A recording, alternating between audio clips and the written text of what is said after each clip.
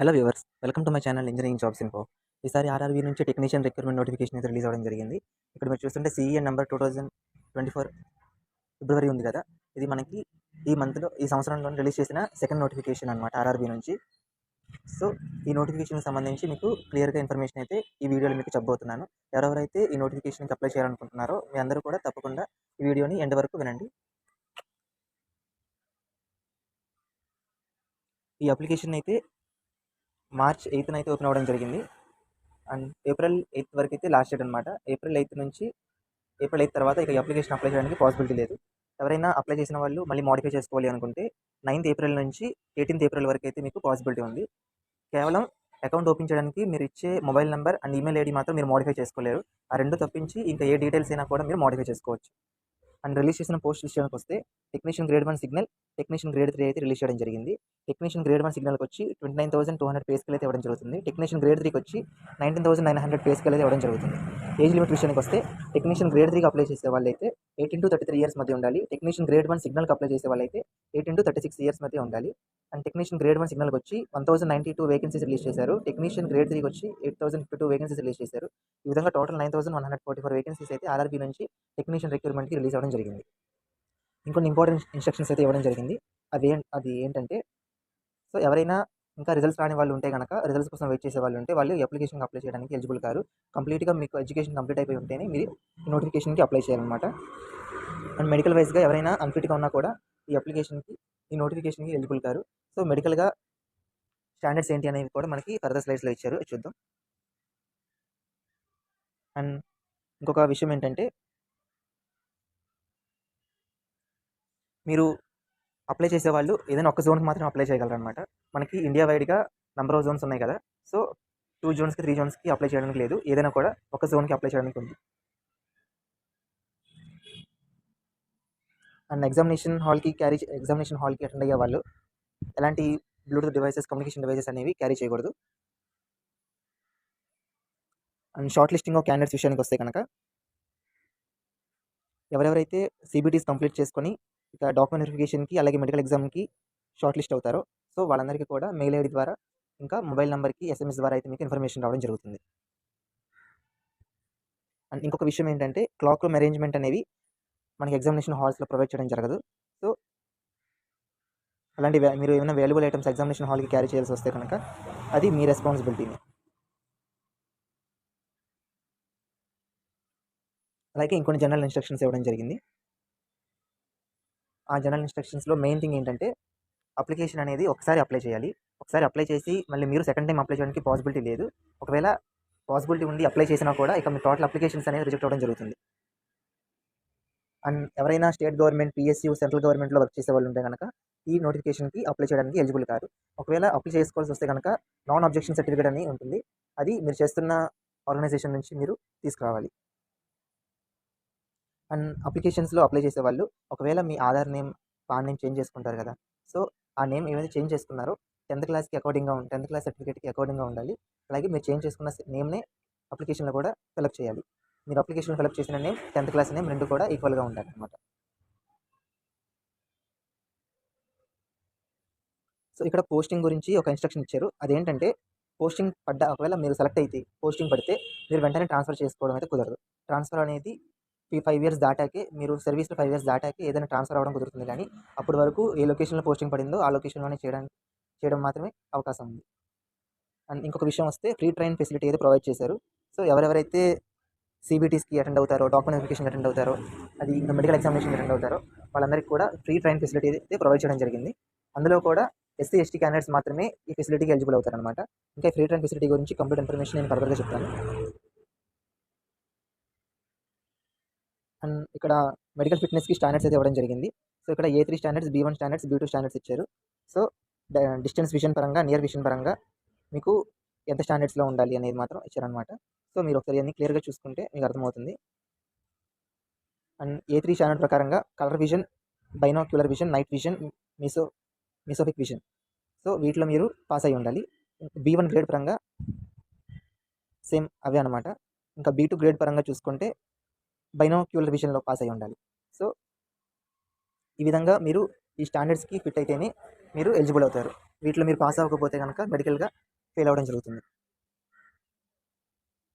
And ఇంకొక important instruction అయితే ఇచ్చారు. కొంతమంది జనరల్గా లాసిక్ సర్జరీ చేసుకుంటూ ఉంటారు కదా. సో అలాంటి వాళ్ళు ఎవరైనా ఉంటే కనుక ఏ3 స్టాండర్డ్ పరంగా ఇక మీరు రీచ్ అవ్వకుండా ఫెయిల్ అవ్వడం అయితే జరుగుతుంది. ఎలిజిబుల్ అయితే కారు. లాసిక్ సర్జరీ చేసిన వాళ్ళు ఎవరైనా ఉంటే కనుక ఈ పోస్ట్కి అప్లై చేయొద్దు.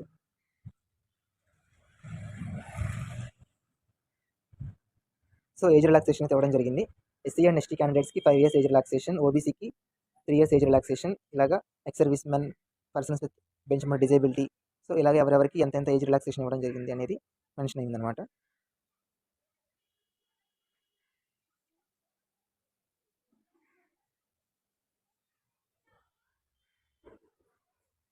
అండ్ ఇంకో ఇంపార్టెంట్ ఇన్ఫర్మేషన్ ఏంటంటే, మీరు ఇచ్చే డేట్ ఆఫ్ బర్త్ అనేది ఎస్ఎస్సి, ఆధార్ కార్డ్ వీటిలో ఏ డేట్ ఆఫ్ బర్త్ అయితే ఉందో సో ఆ డేట్ ఆఫ్ బర్త్ మాత్రమే అప్లికేషన్లో ఉండే చూసుకోండి. బై మిస్టేక్ మీరు కనుక డేట్ ఆఫ్ బర్త్ తప్పిస్తే కనుక అది మీకు రిజెక్ట్ చేయడం జరుగుతుంది. ఓకేనా. ఒకవేళ మీరు అప్లికేషన్ ప్రాసెస్లో మిస్టేక్స్ ఏమైనా చేస్తే మీకు మోడిఫై చేసుకోవడానికి పాసిబిలిటీ ఉంది 9th April నుంచి 18th April వరకు. ఓకే. అండ్ ఎడ్యుకేషనల్ క్వాలిఫికేషన్ విషయానికి వస్తే కనుక సో రిజల్ట్స్ కోసం వెయిట్ చేసే వాళ్ళు ఎవరు కూడా ఈ నోటిఫికేషన్కి అప్లై చేయడానికి eligible car. And examination fee విషయానికి వస్తే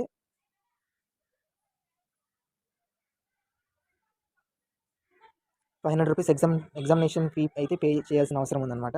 so SC, ST, ex service man, female, transgender, minorities, ఇంకా ఈబీసీ,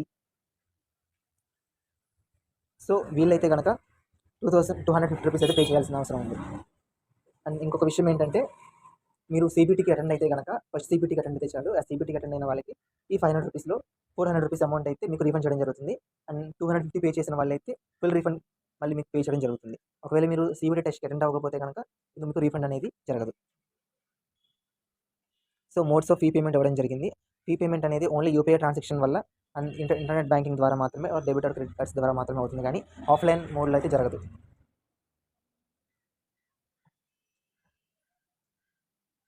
సో ఇక్కడ రీఫండ్ ఆఫ్ ఎగ్జామినేషన్ ఫీ గురించి కొంత మ్యాటర్ అయితే ఇవ్వడం జరిగింది. మీరు అప్లికేషన్ ఫిలప్ చేసే ముందు మీ bank account name, bank account number, అలాగే bank account holder name, IFSC code ఇవన్నీ కూడా మీరు ఫిల్ చేయాలి. సో మీరు రీఫండ్ ఏ అకౌంట్లోకి రావాలనుకుంటుందో ఆ అకౌంట్ డీటెయిల్స్ అయితే మీరు ఇచ్చుకోవచ్చు. సో మీరు ఇంకరెక్ట్ బ్యాంక్ డీటెయిల్స్ ఇస్తే కనుక మీ రీఫండ్ మీకు క్యాన్సిల్ అవుతుంది.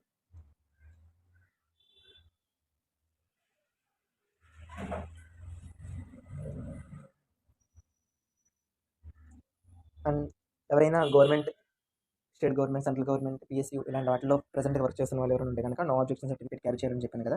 సో దాని గురించి కూడా ఇక్కడ ఇచ్చారు. So no objection certificate carry చేయకుండా ఉంటే కనుక మీరు అక్కడే రిజెక్ట్ అయిపోతారు, అలాంటి ఆర్గనైజేషన్స్లో వర్క్ చేసే వాళ్ళు ఎవరైనా ఉంటే కనుక. అండ్ రిక్రూట్మెంట్ ప్రాసెస్ విషయానికి వస్తే కనుక ఫస్ట్ వచ్చి కంప్యూటర్ బేస్డ్ టెస్ట్ ఉంటుంది, సెకండ్ వచ్చి డాక్యుమెంట్ వెరిఫికేషన్ ఉంటుంది, థర్డ్ వచ్చి మెడికల్ ఎగ్జామినేషన్ ఉంటుంది అనమాట. ఇంకా మెడికల్ ఎగ్జామినేషన్లో కూడా క్వాలిఫై అయితే ఇక మీరు రిక్రూట్మెంట్కి సెలెక్ట్ అయినట్టే. కంప్యూటర్ బేస్డ్ టెస్ట్లో వచ్చి టూ లెవెల్స్ ఉంటాయి. ఫస్ట్ లెవెల్లో వచ్చి టెక్నీషియన్ గ్రేడ్ 1 సిగ్నల్కి ఎవరెవరైతే అప్లై చేస్తున్నారో సో వాళ్ళకి CBT 1 సిలబస్ వచ్చి ఇదిగోండి: general awareness, general intelligence and reasoning, basics of computers and applications, mathematics, basic science and engineering. So ఈ 5 సబ్జెక్టులు అనమాట. అండ్ నెంబర్ ఆఫ్ క్వశ్చన్స్ అలాగే మార్క్స్ ఆఫ్ ఈచ్ సెక్షన్ ఇవ్వడం జరిగింది. టోటల్ 100 క్వశ్చన్స్ ఉంటాయి. అండ్ 100 క్వశ్చన్స్కి టోటల్ 100 మార్క్స్. ఇక్కడ నెగిటివ్ మార్కింగ్ కూడా ఇవ్వడం జరిగింది. సో 1/3 నెగిటివ్ మార్కింగ్ అయితే ఇవ్వడం జరిగింది. ఇక మినిమం పాస్ పర్సెంటేజ్ ఎలిజిబిలిటీ విషయానికి వస్తే అన్రిజర్వ్డ్కి, ఈడబ్ల్యూఎస్కి 40%, ఓబీసీకి 30%, ఎస్సీకి 30%, ఎస్టీకి 25%. సో ఈ విధంగా పాస్ పర్సెంటేజ్ ఎలిజిబిలిటీ కేటగిరీ వైజ్కి ఇవ్వడం జరిగింది CBT 1కి. టైం డ్యూరేషన్ కూడా 90 minutes అనమాట. పీడబ్ల్యూబీటీ క్యాండిడేట్స్కి అయితే 30 minutes ఎక్సెస్ ఇవ్వడం జరుగుతుంది. And technician grade 3 level 2 apply చేసే వాళ్ళకి సిలబస్ వచ్చి mathematics, general intelligence and reasoning, general science, general awareness, ఈ 4 సిలబస్లు అనమాట. సో టోటల్ వచ్చి 100 క్వశ్చన్స్ అండ్ టోటల్ వచ్చి 100 మార్క్స్ కండక్ట్ చేయడం జరుగుతుంది.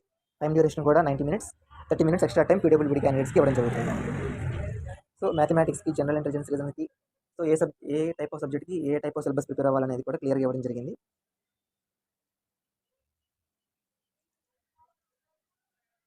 సో ఇక్కడ ఒక్క CBTనే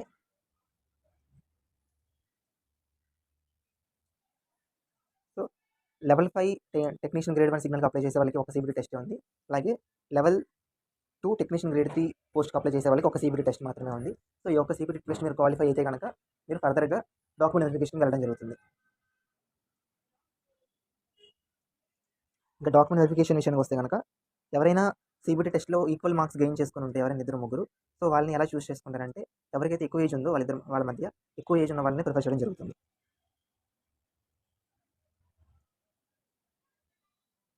ఇక ఎలా అప్లై చేయాలి అనే విషయానికి వస్తే కనుక సో ఫస్ట్ ఆఫ్ ఆల్ మీరు అప్లై చేసే ముందు ఈ మ్యాండేటరీ డాక్యుమెంట్స్ అయితే స్కాన్ చేసి ఉంచుకోండి. అవి ఏంటి అంటే recent clear colour photo, passport size photograph, against plain white background. So JPG image size వచ్చి 30 to 70 KB మధ్య ఉండాలి. ఎలాంటి గ్లాసెస్ ఆర్ క్యాప్స్ ఇలాంటివి ఏమి కూడా మీరు వేసుకుని ఉండకూడదు. సో ఆ ఫోటోతో పాటు 12 కాపీస్ కూడా మీరు ఫర్దర్ యూసేజ్ కోసం రెడీ చేసి ఉంచుకోండి. అలాగే రన్నింగ్ హ్యాండ్ రైటింగ్తో సిగ్నేచర్ కూడా మీరు స్కాన్ చేసి ఉంచుకోవాలి. ఆ సైజ్ వచ్చి 30 to 70 KB అన్నమాట. 30 to 70 KB మధ్య ఉండాలి. అలాగే SC/ST క్యాండిడేట్స్ అయితే సో SC/ST క్యాండిడేట్స్ వాళ్ళైతే SC/ST సర్టిఫికేట్ మీ SC/ST కేటగిరీ సర్టిఫికేట్ని PDF ఫార్మాట్లో అయితే స్కాన్ చేసి ఉంచుకోండి. ఆ సైజ్ వచ్చి 500 KB లోపు ఉండాలి. అది ఎందుకోసం అంటే ట్రైన్ ట్రావెల్ పాస్ కోసం అన్నమాట. సో ఈ డాక్యుమెంట్స్ అన్ని కూడా మీరు స్కాన్ చేసి ఉంచుకోవాలి. సో మీరు ఏ వెబ్సైట్లో మీరు ఏ లొకేషన్కి అప్లై చేయాలనుకుంటున్నారో ఆ సర్టిఫికేట్ జోన్కి, ఆ రెస్పెక్టెడ్ జోన్కి మీరు వెళ్ళి అప్లై చేసుకోవచ్చు. ఇన్ కేస్ సికింద్రాబాద్ జోన్లో అప్లై చేసుకోవాలనుకుంటే కనుక www.rrbsikindrabad.government.in వెబ్సైట్లోకి వెళ్తే మీకు నోటిఫికేషన్ లింక్ డిస్ప్లే అయి ఉంటుంది. మీరు అందులోకి వెళ్ళి అప్లికేషన్ అప్లై చేసుకోవచ్చు.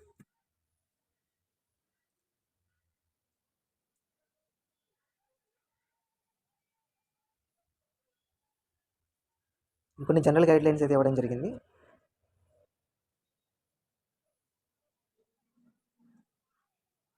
సో మీడియం ఆఫ్ ఎగ్జామినేషన్ ఉంది కదా, మనకి ఏంటంటే ఇప్పటి వరకు 2 లాంగ్వేజెస్లోనే మనకి ఎగ్జామినేషన్ అనేది కండక్ట్ చేయడం జరిగింది. కానీ ఈసారి మాత్రం టోటల్ మన ఇండియన్ లాంగ్వేజెస్ 13 లాంగ్వేజెస్లో ఎగ్జామినేషన్ అనేది కండక్ట్ చేయడం జరుగుతుంది. అది కూడా మీరు అప్లికేషన్ ప్రాసెస్లో సెలెక్ట్ చేసుకొని ఉంచుకోవచ్చు.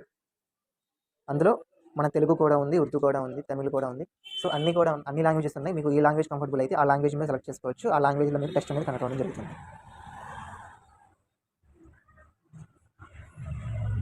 సో పేమెంట్ విషయంలో మాత్రం పేమెంట్ కంప్లీట్ అవ్వకుండా ఆన్లైన్ అప్లికేషన్ అయితే రిసీవ్ అవ్వదు. సక్సెస్ఫుల్ పేమెంట్ తర్వాతే ఆన్లైన్ అప్లికేషన్ అనేది రిసీవ్ అవ్వడం జరుగుతుంది. సో మీకు ఆన్లైన్ అప్లికేషన్ సక్సెస్ అయిందా లేదా అనేది ఈమెయిల్ ద్వారా, SMS ద్వారా మీకు కన్ఫర్మేషన్ ఇవ్వడం జరుగుతుంది. అదే కాకుండా మీరు అప్లికేషన్కి సంబంధించి ఆర్ ఎగ్జామినేషన్కి సంబంధించి ఇంకా డీటెయిల్స్ మీరు తెలుసుకోవాలి. ఎప్పుడు ఎగ్జామినేషన్ డేట్, వాళ్ళ డేట్ పోస్ట్పోన్ అయిందా, ఇలాంటి ఏమైనా ఇన్ఫర్మేషన్ తెలుసుకోవాలి అంటే ఒకటి మీ మెయిల్కి వస్తుంది, 2 మీరు అప్లై చేసిన వెబ్సైట్స్ ఉన్నాయి కదా, సో ఆ వెబ్సైట్లోకి వెళ్ళి మీరు ఎప్పటికప్పుడు చూసుకోవచ్చు. అందులో ఇవ్వడం జరుగుతుంది అన్నమాట. సో మోడిఫికేషన్ అప్లికేషన్ విషయానికి వస్తే కనుక ఎవరెవరైతే మళ్ళీ అప్లికేషన్ అప్లై చేశాక మోడిఫై చేయాలనుకుంటున్నారో సో అప్లికేషన్ మోడిఫై చేయడానికి కూడా ఎక్స్ట్రా ఫీ అనేది ఛార్జ్ చేయడం జరుగుతుంది. సో అది 250 రూపీస్ అనమాట. వన్స్ పే చేశాక ఇంకా ఎలాంటి రీఫండ్ అయితే జరిగే ఛాన్సెస్ అయితే ఉండవు. మళ్ళీ చెప్తున్నాను, mobile number and email ID అయితే మీరు మళ్ళీ మోడిఫై చేయడం కుదరదు. ఆ 2 తప్పించి ఇంకా వేరే డీటెయిల్స్ అయితే మోడిఫై చేసుకోవచ్చు. మోడిఫై చేసుకోవాలనుకునే వాళ్ళు 250 రూపీస్ ఎక్స్ట్రా ఫీ అయితే పే చేయాల్సి వస్తుంది. సో ఆ మోడిఫికేషన్ ఆఫ్ సబ్మిషన్ అప్లికేషన్స్ వచ్చి 9/4/2024 to 18/4/2024 అన్నమాట.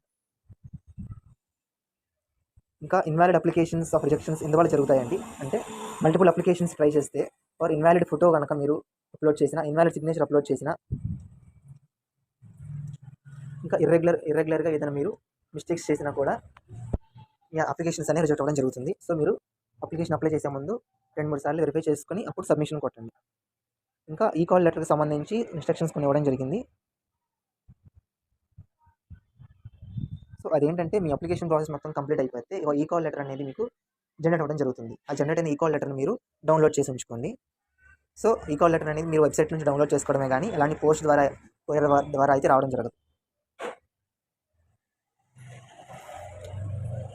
సో ఈ కాల్ లెటర్ అనేది చాలా ఇంపార్టెంట్ అండి. ఈ కాల్ లెటర్ లేకుండా ట్రైన్ ట్రావెలింగ్లో యాక్సెప్ట్ చేయరు, అలాగే ఎగ్జామినేషన్కి యాక్సెప్ట్ చేయరు. చాలా ఇంపార్టెంట్, మీరు క్యారీ చేయాలి. సో ఇప్పుడు ఫ్రీ ట్రావెల్ ఫెసిలిటీ గురించి చెప్తానని చెప్పాను కదా. సో అది ఎలా మీరు ఆ ఫెసిలిటీని పొందుకోవాలి అంటే SC/ST క్యాండిడేట్స్ ఎవరైతే ఉన్నారో మీరు అప్లికేషన్లోనే ఫ్రీ ట్రావెల్ ఫెసిలిటీకి సంబంధించి మీరు పోస్ట్ చేసుకోవాలి. మీ సర్టిఫికేట్ని అప్లోడ్ చేస్తే అప్పుడు ఆ ట్రావెల్ పాస్ అనేది ఇవ్వడం జరుగుతుంది. ట్రావెల్ పాస్ అనేది మీకు ఈ కాల్ లెటర్ మీదే ఇవ్వడం జరుగుతుందనమాట. సో ఆ వచ్చిన పాస్ని మీరు టికెట్ కౌంటర్స్ దగ్గరికి వెళ్ళి మీరు చూపిస్తే ఆ సెర్టైన్ ఎగ్జామినేషన్ డేట్ రోజు రిజర్వేషన్ చేయడం జరుగుతుంది స్లీపర్ క్లాస్లో. సో అలా మీరు బుక్ చేసుకోవచ్చు. ఆ తర్వాత మీరు ట్రైన్ ఎక్కేటప్పుడు కూడా ఈ కాల్ లెటర్ని అలాగే మీ వ్యాలిడ్ గవర్నమెంట్ ఐడి ప్రూఫ్ని, హాల్ టికెట్ ఇలాంటివన్నీ మీరు ఖచ్చితంగా క్యారీ చేయాలి. ఇవి మర్చిపోయి మీరు క్యారీ చేసినా కూడా ట్రైన్ టికెట్ లేకుండా మీరు వెళ్తున్నట్టు అనమాట. సో ఎగ్జామినేషన్కి అటెండ్ అయ్యే వాళ్ళు ఏమేమి క్యారీ చేయాలి అంటే ఈ కాల్ లెటర్ క్యారీ చేయాలి. వాటితో పాటు ఒరిజినల్ ఫోటో ఐడి క్యారీ చేయాలి. అంటే Aadhaar card, passport, pan card ఇలాంటివి ఉన్నాయి కదా, ఏవో ఒకటి ఒరిజినల్ క్యారీ చేయండి, జిరాక్స్లు కూడా కాదు. సో వాటితో పాటు మీరు అప్లికేషన్లో ఎలాంటి ఫోటో, పాస్పోర్ట్ సైజ్ ఫోటో అయితే అప్లోడ్ చేశారో సేమ్ అదే పాస్పోర్ట్ సైజ్ ఫోటో కూడా మీరు క్యారీ చేయాలి. అది CBT క్యారీ చేయాలి, డాక్యుమెంట్ వెరిఫికేషన్ క్యారీ చేయాలి, మెడికల్ ఎగ్జామినేషన్ క్యారీ చేయాలి. ఇక verification of original document verification విషయానికి వస్తే కనుక so self attested photo copies అన్నీ కూడా మీరు క్యారీ చేయాలి.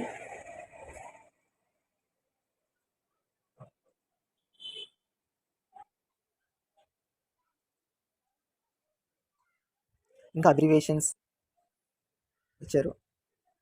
ఇక డైరెక్ట్ పోస్ట్ విషయానికి వచ్చేసాను. Technician grade 1 signal. సో ఈ పోస్ట్కి అప్లై చేసేవాళ్ళు మినిమం ఎడ్యుకేషనల్ క్వాలిఫికేషన్ ఏముండాలి అంటే bachelor of science in physics or electronics or computer science or information technology instrumentation from recognised university or institute చేసి ఉండాలి. లేదా BSc in a combination of any sub stream of a basic streams of physical, electronics, computer science, information technology, instrumentation from recognised university or institute. So bachelor of science BSc చేసిన వాళ్ళైనా or 3 years diploma in engineering basic streams ఉన్నాయి కదా, mechanical, civil, electrical, electronics ఈ basic స్ట్రీమ్స్లో. So 3 years diploma చేసిన వాళ్ళైనా are degree in engineering అంటే graduates అనమాట, BTech candidates. So ఈ 3 కేటగిరీస్లో చేసిన వాళ్ళు ఎవరైనా కూడా ఈ టెక్నీషియన్ గ్రేడ్ 1 సిగ్నల్కి అప్లై చేయొచ్చు అనమాట. సో ఇది వచ్చి లెవెల్ 5లోకి వస్తుంది. టెక్నీషియన్ గ్రేడ్ 3కి అప్లై చేసేవాళ్ళు డిఫరెంట్ రోల్స్ ఉన్నాయి. Blacksmith, bridge, garage and wagon, crane driver, diesel, diesel mechanical, electrical TRS, EMU, fitter. So ఇలాగా నెంబర్ ఆఫ్ పర్పసెస్ మీద ఇదే టెక్నీషియన్ గ్రేడ్ 3 తీసుకోవడం జరుగుతుంది. సో ఈ టెక్నీషియన్ గ్రేడ్ 3లో ఏ పర్పస్ మీద తీసుకున్నా కూడా ఎడ్యుకేషన్ క్వాలిఫికేషన్ అయితే కనుక SSCతో పాటు ITI చేసిన వాళ్ళే. సో ITI ఎవరైతే చేశారో SSC కంప్లీట్ అయ్యాక సో వాళ్ళు మాత్రం ఈ టెక్నీషియన్ గ్రేడ్ 3కి అప్లై చేసుకోవచ్చు. ఈ టెక్నీషియన్ గ్రేడ్ 3కి అప్లై చేసిన వాళ్ళు చూశారు కదా ఇన్ని టైప్స్ ఆఫ్ వేరియస్ పొజిషన్స్ ఉన్నాయి, వీటిలో మీరు సెలెక్ట్ చేసుకోవచ్చు.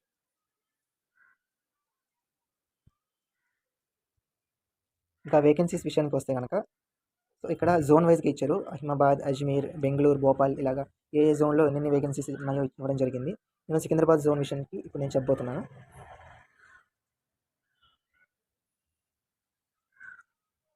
సో మన సికింద్రాబాద్ విషయానికి వస్తే కనుక ఇవ్వండి, టెక్నీషియన్ గ్రేడ్ 1 సిగ్నల్కి అప్లై చేసేవాళ్ళు అన్రిజర్వ్డ్ కేటగిరీ కింద సికింద్రాబాద్లో 38 వేకెన్సీస్ ఉన్నాయి. SCకి 10 వేకెన్సీస్ ఉన్నాయి, STకి 5 వేకెన్సీస్ ఉన్నాయి, OBCకి 18 వేకెన్సీస్, EWSకి 5 వేకెన్సీస్, టోటల్ 76 వేకెన్సీస్ అనమాట. ఇంకా ఎక్స్ సర్వీస్ మ్యాన్కి 8 వేకెన్సీస్ ఉన్నాయి. అలా కాకుండా టెక్నీషియన్ గ్రేడ్ 3కి అప్లై చేసేవాళ్ళు అన్రిజర్వ్డ్కి 272 వేకెన్సీస్ ఉన్నాయి, SCకి 93, STకి 71, OBCకి 156, EWSకి 76, టోటల్ 668 వేకెన్సీస్, ఎక్స్ సర్వీస్ మ్యాన్కి 68 వేకెన్సీస్. ఈ రకంగా మన సికింద్రాబాద్ జోన్కి గ్రేడ్ 1 అలాగే గ్రేడ్ 3 ఈ రెండు కలిపి అన్రిజర్వ్డ్కి 310 వేకెన్సీస్, SCకి 103 వేకెన్సీస్, STకి 76 వేకెన్సీస్, OBCకి 174 వేకెన్సీస్, EWSకి 81 vacancies, total 744 vacancies. Ex service మ్యాన్కి 76 వేకెన్సీస్ అయితే రిలీజ్ చేయడం జరిగింది.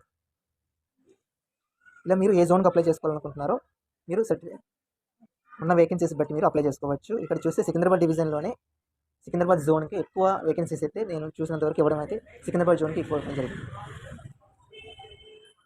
ఇంకా క్యాస్ట్ సర్టిఫికేట్ ఫార్మాట్ ఎలా ఉండాలి, OBC certificate, non creamy layer certificate format ఎలా ఉండాలి, ఇలా సెల్ఫ్ డిక్లరేషన్ ఫార్మాట్ ఎలా ఉండాలి, ఇన్కమ్ సర్టిఫికేట్ ఫార్మాట్ ఎలా ఉండాలి, ఇలా సెపరేట్ కొన్ని ఫార్మాట్స్ ఇవ్వడం జరిగింది.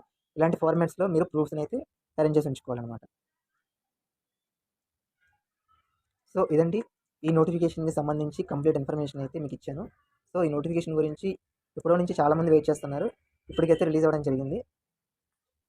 సో ఫర్దర్గా ఇంకా నెక్స్ట్ అప్కమింగ్ నోటిఫికేషన్ RRB నుంచి JEE నోటిఫికేషన్ అయితే రిలీజ్ అవ్వడం జరుగుతుంది జూన్ ఆర్ జూలై మంత్లో. నేను ఆ నోటిఫికేషన్ కూడా నా వీడియో ఛానల్లో పోస్ట్ చేస్తాను.